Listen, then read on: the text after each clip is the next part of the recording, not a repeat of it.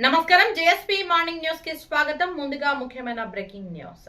ఆంధ్రప్రదేశ్ లో సుపరిపాలన పారదర్శక పాలన దిశగా ప్రభుత్వం చేపడుతున్న సంస్కరణలకు మరో ఉదాహరణగా తిరుపతి రూరల్ మండలంలోని శ్రీనివాసపురం గ్రామ పంచాయతీ నిలిచింది. గ్రామీణాభివృద్ధి, ఆదాయ అభివృద్ధి, డిజిటల్ పరిపాలన ఎలా కలిసి పనిచేస్తాయో ఈ పంచాయతీ నిరూపించింది. రాష్ట్ర ఉప ముఖ్యమంత్రి జనసేన పార్టీ అధ్యక్షులు పవన్ కళ్యాణ్ గారు 2 సంవత్సరాల సంక్షేమం, అభివృద్ధి, సుపరిపాలన సభలో ఈ విషయాన్ని ప్రస్తావిస్తూ కీలక వివరాలు వెల్లడించారు. స్వర్ణ పంచాయతీ పోర్టల్ ద్వారా శ్రీనివాసపురం గ్రామ పంచాయతీలో ఆస్తుల వివరాలను శాస్త్రీయంగా సమగ్రంగా అప్డేట్ చేసినట్లు తెలిపారు.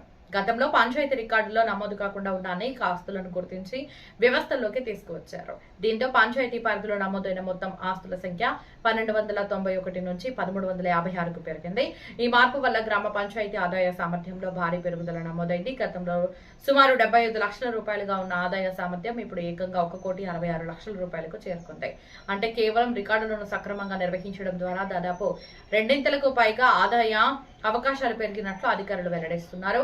ఈ సందర్భంగా ఉప ముఖ్యమంత్రి పవన్ కళ్యాణ్ గారు ఒక ముఖ్యమైన అంశాన్ని స్పష్టం చేశారు. ప్రజలపై అదనపు భారం మోపేలా ఎలాంటి కొత్త పన్నులు విధించలేదని, ₹1 పన్ను కూడా పెంచలేదని పేర్కొన్నారు. కేవలం పంచాయతీ ఆస్తుల సమాచారాన్ని సరైన విధంగా నమోదు చేసి డిజిటల్ వ్యవస్థలో అప్డేట్ చేయడం వల్లే ఈ ఫలితాలు సాధ్యమయ్యాయని చెప్పారు. అంతేకాకుండా ఇది కేవలం ఒక గ్రామ పంచాయతీకి సంబంధించిన విజయగాథ మాత్రమే కాదని, పరిపాలనలో పారదర్శకత, సాంకేతికత, సమర్థవంతమైన నిర్వహణ ఉంటే గ్రామాలు ఎంతటి ఆర్థిక సామర్థ్యాన్ని సృష్టించగలవో చూపించే బలమైన ఉదాహరణ అని ఆయన అన్నారు. రాష్ట్ర వ్యాప్తంగా అన్ని గ్రామ పంచాయతీల్లో ఇదే తరహా సంస్కరణలు అమలు చేస్తే స్థానిక సంస్థలు మరింత బలోపేతం అవుతాయని, గ్రామాల అభివృద్ధికి కొత్త అవకాశాలు తెరుచుకుంటాయని అభిప్రాయపడ్డారు. గ్రామ స్థాయిలో ఆదాయ వనరులను గుర్తించడం, ఆస్తుల నిర్వహణను మెరుగుపరచడం, ప్రజలకు మెరుగైన సేవలు అందించడం ప్రభుత్వ లక్ష్యమని స్పష్టం చేశారు. సుపరిపాలన అంటే కేవలం పథకాల అమలు మాత్రమే కాదని, ప్రభుత్వ వ్యవస్థలను సమర్థవంతంగా మార్చి ప్రజల సంపదను ప్రజలకు ఉపయోగపడేలా చేయడం అని పవన్ కళ్యాణ్ గారు పేర్కొన్నారు. సుపరిపాలన స్వర్ణాంధ్రప్రదేశ్ లక్ష్యంతో రాష్ట్ర ప్రభుత్వం ముందుకు సాగుతుందని తెలిపారు.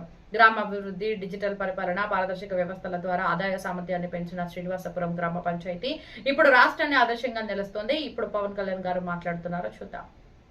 2024లో ప్రజలు ఒక రాజకీయ సంస్కృతిని తిరస్కరించారు, భయాన్ని తిరస్కరించారు, అహంకారాన్ని తిరస్కరించారు, అధికారమే అంతా అన్న భావజాలాన్ని తిరస్కరించారు. ప్రజాస్వామ్యంలో ప్రజల కంటే ఎవరు పెద్దవారు కాదని మరోసారి గుర్తు చేశారు. అందుకే 2024లో చేసినట్టు కొన్నిసార్లు ప్రజలు కేవలం ఓటు వేసి వదిలిపెట్టరు, చరిత్ర రాస్తారు. 2024లో ఆంధ్రప్రదేశ్ ప్రజలు చేసింది అదే. ఆ తీర్పు ఈ రాష్ట్రానికి మళ్ళీ ఆశనిచ్చింది. ఆంధ్రప్రదేశ్ సమాజానికి మళ్ళీ ఆత్మవిశ్వాసాన్ని ఇచ్చింది. ఒక తరం భవిష్యత్తుని మళ్ళీ నమ్మకాన్ని కల్పించింది. ప్రజలు మౌనంగా కనిపించిన అవసరం వచ్చినప్పుడు చరిత్రని మార్చగలరని మరోమారు నిరూపించిన సందర్భం అది. 2 ఏళ్ల క్రితం మీరిచ్చింది కేవలం అధికారం కాదు, ఒక బాధ్యత. ఆ బాధ్యతని గుర్తుంచుకుంటేనే ఈరోజు మీ ముందుకు వచ్చాం. ఈ చారిత్రక విజయానికి కారణమైన ప్రతి కార్యకర్తకి, ప్రతి నాయకుడికి, ప్రతి మహిళకి, ప్రతి రైతుకి, ప్రతి యువకుడికి నా హృదయపూర్వక కృతజ్ఞతలు. ఒక పిల్లవాడి భవిష్యత్తు పాఠశాలలో ఎలా నిర్ణయించబడుతుందో, ఒక దేశ భవిష్యత్తు అదే విధంగా గ్రామంలో నిర్ణయించబడుతుంది, గ్రామ పంచాయతీలో నిర్ణయించబడుతుంది. ఒక రైతు ఆశ, ఒక మహిళ ఆత్మవిశ్వాసం, ఒక యువకుడి ఉపాధి, ఒక కుటుంబం ఆరోగ్యం, ఇవన్నీ మొదటిగా గ్రామ పంచాయతీ ద్వారానే ప్రభావితమవుతాయి. ఎందుకంటే ప్రజల జీవితాలకు అత్యంత దగ్గరగా ఉండేది ప్రభుత్వంలోని ప్రాథమిక గ్రామ పరిపాలనా వ్యవస్థ. అందుకే ప్రపంచవ్యాప్తంగా ప్రజాస్వామ్య పరిపాలనలో ప్రిన్సిపల్ ఆఫ్ సబ్సిడారిటీ అనే సూత్రాన్ని అనుసరిస్తారు.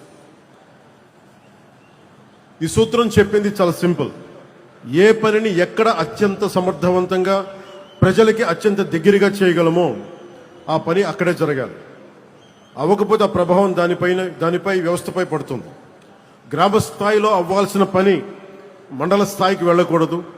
అంతిమంగా క్యాస్కేడింగ్ రియాక్షన్ ద్వారా మీకోసం మేము అహర్నిశలు కష్టపడతామని తెలియజేసుకుంటూ, మీరు మా మీద పెట్టుకున్న నమ్మకం కోసం మరింత కష్టపడతామని తెలియజేసుకుంటూ, మరోమారు మీ అందరికీ పేరు పేరున ధన్యవాదాలు తెలియజేసుకుంటూ సెలవు తీసుకున్నాం.